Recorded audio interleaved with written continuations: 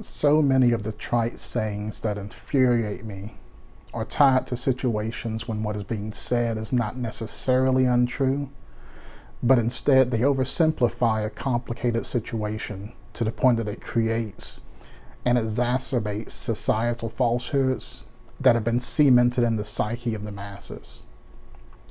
The concept that you can use a phrase like, "you always have a choice," as an admonishment against someone who is dealing with extreme circumstances is disgusting at best and outright horrifying in its lack of empathy. It incorrectly implies that only the choices a person has made are what result in the state that that person exists in. The one thing that we all share as sapient beings is our ability to choose. But that said, there's a particular line from one of my favorite book series that has stuck with me for more than 3 decades. The line is, "In the realm of possibility, there is always the possibility that there are no possibilities."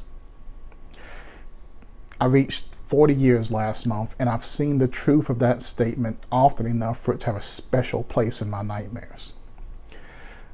Possibly the greatest difficulty in life lies in the fact that there are many cases in which our choices are limited so heavily by conditions created by others that we are only left with those choices that can only lead to poor outcomes. It's so very easy to look down on someone who's incarcerated for a crime like robbery or drug dealing, but it's much more difficult to accept that the situations they've been forced to live under may have limited to the point that those crimes represented the best option for survival or for economic improvement that they had available.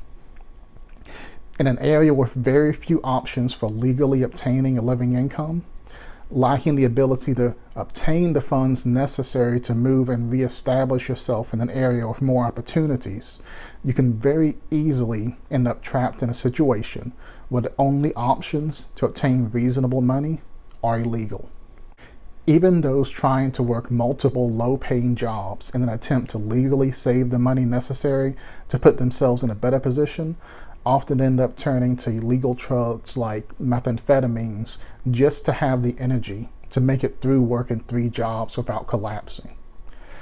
Even the concept of using an innate talent, which by the way would mean something that's acquired without your choice, without your option, to establish better economic freedom or to create a new business opportunity relies on so many things outside of your control as to be absolutely mind-boggling. The ability to excel in physical pursuits in particular very often relies heavily on physical elements that you're required to be born with and are completely outside of your control. Neurodivergencies can impact your ability to excel in many aspects of business formation, from creating new networks to basic interviewing, not due to a lack of skill in the field that you're pursuing, but the fact that you think in a different fashion from what is considered socially acceptable, and you're never allowed to even get your foot in the door. Thinking outside the box is a fine thing to claim as a positive when you're in an established business looking for new ways to turn a profit. But when you're attempting to procure funding for your business idea in a system that's so focused only on decreasing risk and maximizing bank profit, often only using well-proven methods, there's very little room for those that are different or that think differently. Even where you and your parents were born can severely limit your ability to succeed.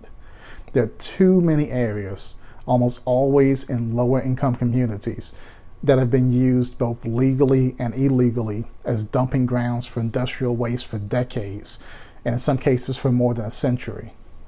Now, this is in addition to massive air pollution collected in those areas with large factory production presences.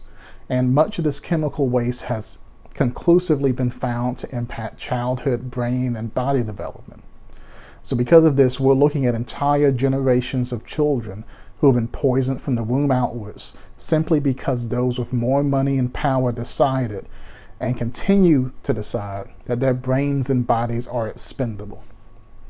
How well do you think you'd be able to plan and compete effectively if the lead and mercury in your water and the pollution in your land that your homes and your schools are built on did everything from stunt your intellectual development to exponentially increase the incidence of serious health conditions up to and including cancer, impacting both you and every member of your family. So many Americans are living paycheck to paycheck, and one medical emergency is enough to create years of debt. So how much more difficult would it be to pursue your dreams if you and your family have 2 or 4 or 6 times the average rate of serious health problems?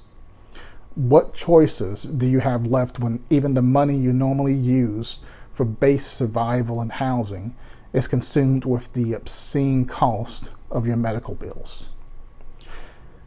And instead of working against these situations that are robbing people of their ability to choose a better future, too many people are consistently supporting those who implement measures against allowing people to have access to choices that actually matter. Instead, they make the choice to ignore the evidence that would force them to accept that even they aren't immune to the lack of options available, and that their position in life wasn't fully obtained by their own efforts or their own desires.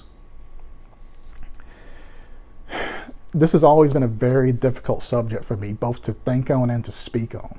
No matter how many times you show people reports on lower average intelligence linked to childhood exposure to chemical waste, or how it's clearly documented that the systems banks use to determine loan worthiness disproportionately impact those lacking generational wealth, it doesn't seem to get through to enough people to change things.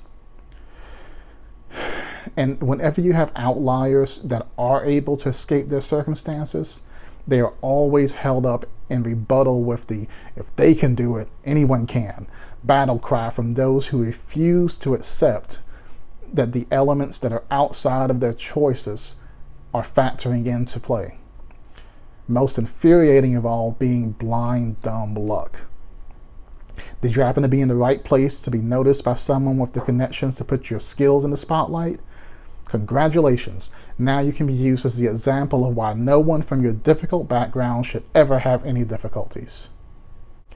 Trying to convince somebody of this reality often feels like arguing with someone from the Saw movie franchise who claims that the villain isn't technically a murderer, despite them intentionally and knowingly placing people in situations with so few choices that the outcome would almost always lead to their death. Sometimes all the choices you have left are shitty ones. It doesn't mean that you don't have a choice, sure. It just means that survival may mean tearing out your own eyes or murdering an innocent bystander, but they are choices. It's just that it's ridiculous to pretend that their choices weren't severely limited by situations outside of their control. So, maybe instead of looking down on people who are trapped in a Saw-style trap the size of an entire society, try dismantling those traps that are forcing them to disfigure themselves and others to have a chance at life. Of course, those are just my thoughts. Just a few more thoughts from an insane bookworm. As always, be safe and try to be good to each other.